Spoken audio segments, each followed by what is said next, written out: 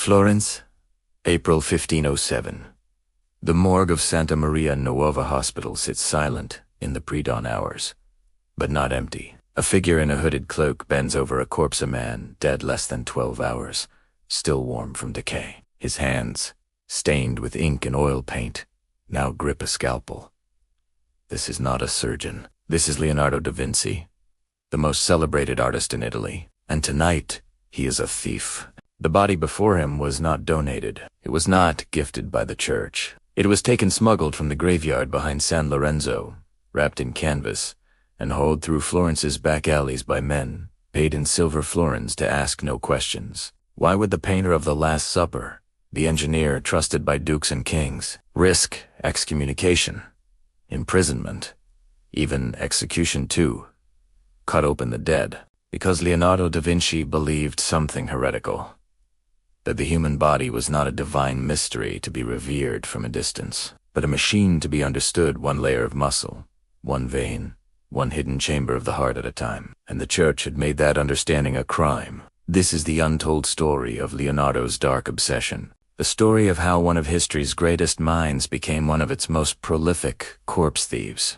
To understand why Leonardo risked everything, we must first understand what made human dissection not just taboo but, in 1299, Pope Boniface VIII issued the papal bull dissection. Its purpose was narrow: to stop crusaders from boiling the flesh off their dead comrades' bones, to transport skeletons home for burial. But its language was broad and catastrophic for science. The decree declared that mutilating or dismembering a corpse was an offense against God, punishable by excommunication. For the next 2 centuries, European physicians were trapped. They relied on the teachings of Galen, a Roman doctor who died in 208. Galen had never dissected a human. His anatomy was based on pigs, dogs, and Barbary apes. He believed the liver had 5 lobes. He thought blood was created in the liver and consumed by the body like fuel. He claimed the heart had 3 chambers, not 4. And because dissection was forbidden, no one could prove him wrong. By the 1480s, a few brave Italian universities, Padua, Florence, began permitting rare, supervised dissections of executed criminals. Once, maybe twice a year, the body would be displayed like a relic. A professor would read from Galen's texts while a barber surgeon made crude cuts. No one questioned. No one explored.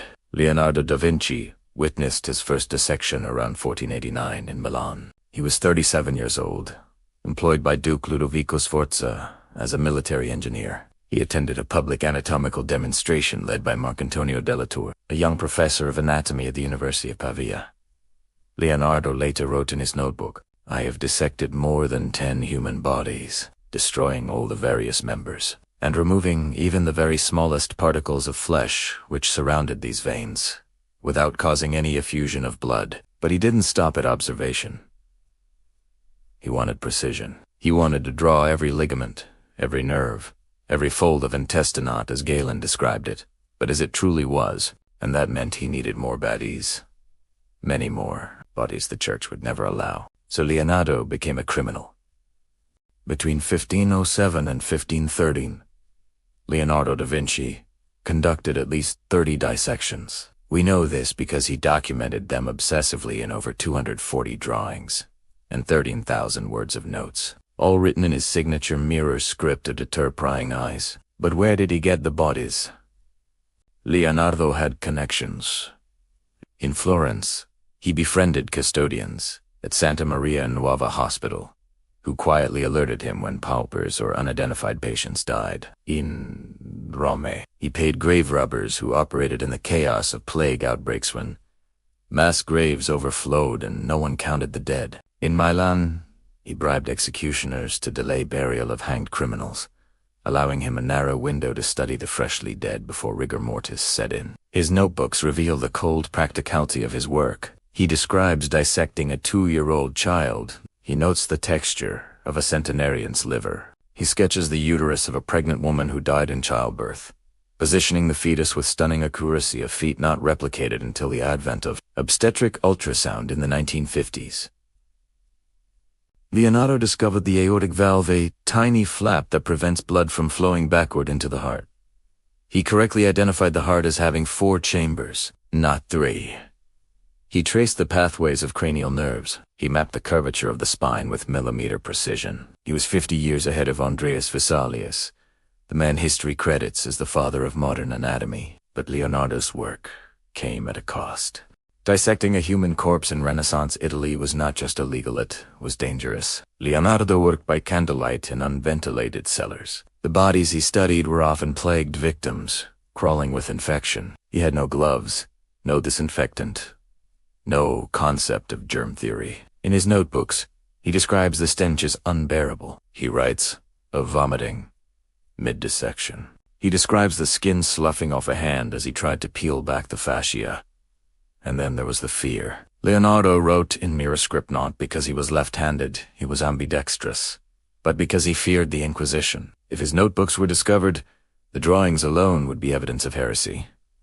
He never published his anatomical work. He never sought credit. Hith Italiano. In 1515, that fear became real. Leonardo was living in Rome, under the patronage of Pope Leo X's brother, Giuliano de' Medici. But the Pope's personal physician, a man named Giorgio Marula, grew suspicious of Leonardo's nocturnal activities. Marula accused Leonardo of sorcery and desecrating the dead. An arrest warrant was prepared. Leonardo fled. He abandoned his anatomical studies. He accepted an invitation from King Francis I of Francine to spend his final years in the Loire Valley, far from the reach of the Roman Inquisition. He died in 1519, ages 67. His anatomical notebooks were inherited by his pupil, Francesco Melzi, who never published them. They were scattered, lost, forgotten, gathering dust in private collections for nearly 400 years. The world would not see Leonardo's anatomical genius until the early 20th century, when the Windsor collection was finally catalogued and studied. Today, Leonardo da Vinci's anatomical drawings are studied in medical schools worldwide. Surgeons marvel at his depiction of the cardiovascular system. Orthopedists reference his sketches of the spine and shoulder joint. Obstetricians study his fetal diagrams, which remain anatomically accurate by modern standards. But here's the paradox. None of this knowledge would exist if Leonardo had followed the law. Andreas Vesalius, the man credited as the founder of modern anatomy, published De Humani Corporis Fabrica in 1543, 24 years after Leonardo's death. Vesalius also stole Bodaz. He admitted to grave robbing, to bribing executioners, to dissecting in secret. The difference? Vesalius published, Leonardo did not. Had Leonardo's work been made public during his lifetime, surgery might have advanced by a century. The circulation of blood, discovered by William Harvey in 1628, was already hinted at in Leonardo's sketches. The function of the aortic valve proven in the 18th century was drawn by Leonardo in 1513. But secrecy was survival, and survival meant silence. So we are left with a question. Was Leonardo da Vinci a genius who sacrificed ethics for knowledge, or a visionary who understood that progress sometimes requires breaking unjust laws? The Buddhas he stole were already dead. The knowledge he gained has saved millions of lives. Does that justify the crime? History has answered. We call him a genius. We celebrate his art. We teach his discoveries, but we rarely mention the graves he robbed to achieve them. Leonardo da Vinci died a fugitive, his greatest work hidden, but his crime became our cure. His stolen bodies unlocked the human machine, and perhaps that is the darkest truth of progress. Sometimes the cost is borne not by the living, but by the dead who never agreed to pay it. If you want to keep exploring the unseen past, check out our latest deep dive on the plague doctors. Why their masks were useless right here. Don't forget to hit the bell and subscribe to the Lost Archives. We're decoding history every week.